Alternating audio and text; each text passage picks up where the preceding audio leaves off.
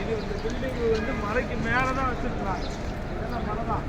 இது தெரியாமல் இருக்கிறதுக்காக வேண்டிய அந்த இதுகளை வச்சு இது அழகுபடுத்தியிருக்காங்க. இந்த மலைக்கு பேர் தான் அபூ குபைஸுடைய மலை. நேற்று இந்த மலை சம்மந்தமாக உங்களுக்கு சொன்னேன்.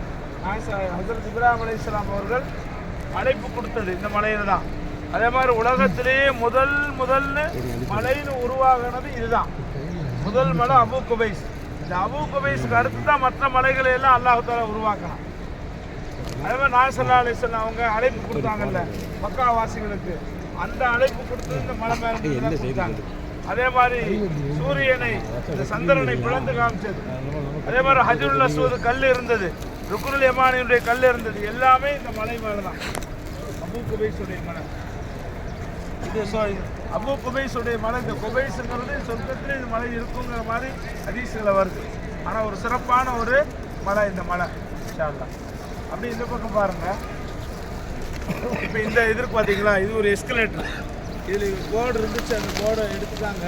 அந்த போர்டை அர்கம் ரலியல்லாஹு தஆலா அவங்களுடைய வீடு. அதனால் இஸ்லாத்தினுடைய ஆரம்ப காலகட்டத்தில் நபி ஸல்லல்லாஹு